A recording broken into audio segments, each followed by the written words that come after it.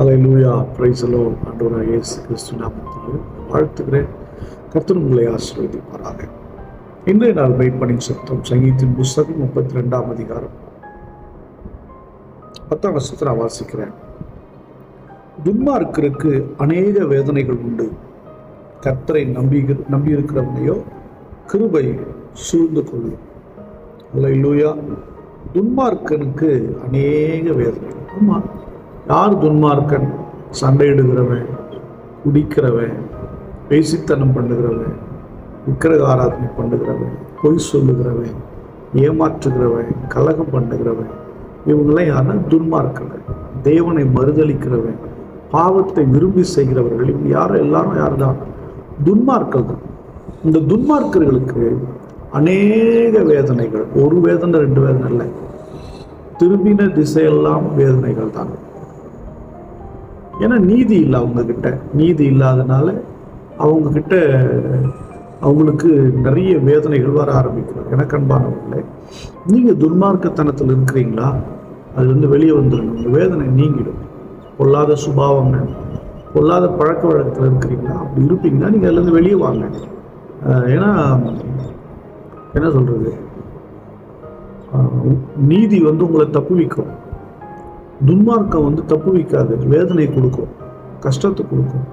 ஒவ்வொரு தீங்கு நீங்கள் பண்ணும்போது, இல்லை ஒவ்வொரு தவறான விஷயங்கள் நீங்கள் செய்யும்போது நிச்சயமாக அது பின்விளைவுகள் வேதனையாகத்தான் இருக்கும். நன்மை கிடைக்காதுங்க, அதில் நிச்சயமாக கிடைக்காது. நீங்கள் பேசின வார்த்தைகள் அப்படி தானே. சிலது ஏமாத்துனீங்கன்னா, இல்லது சண்டையிட்டீங்கன்னா, இதெல்லாம் நல்ல விளைவுகளை கொண்டு வராது. குடிச்சிங்கன்னா, பொல்லாத பழக்க வழக்கத்துக்கு அடிமையாக இருந்தீங்கன்னா, அது விளைவுகள் நிச்சயமாகவே பொல்லாதவைகளாகத்தான் இருக்கும். ஆகவே துன்மார்க்கத்தை விட்டு விலகிடுங்க. கர்த்தரை நம்பி இருக்கிறவனையோ கிருபை சூழ்ந்து கொள்ளும்.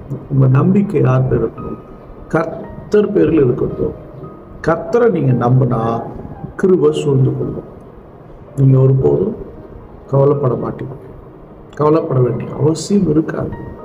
கர்த்தரை நம்பி இருக்கிறவன் எந்த நெருக்கடியான நிலையிலையும் கிருபை சூழ்ந்து. யோசேப்பு சிறைச்சாலையில் கொண்டு போய் அடைக்கப்பட்டான். உள்ளுக்குள்ள நிறைய உடைப்புகள், நிறைய வேதனை, துக்கம். ஆனால் கர்த்தருடைய கிருபை யோசேப்போடு இருக்குது. அல்லேலூயா.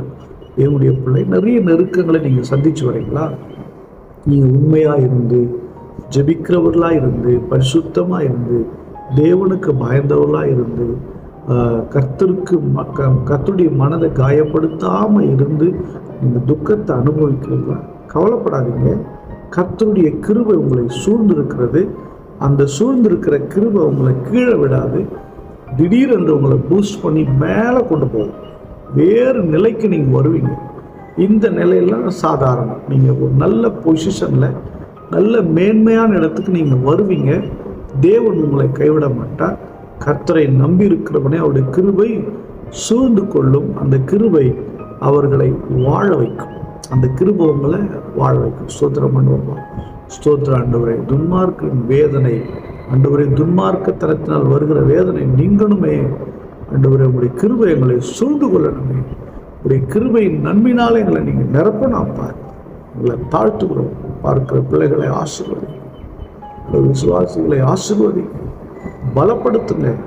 துன்மார்க்க தரத்திலிருந்து வெளியே வரட்டும், நீதியின் பாதையில் வரட்டும்.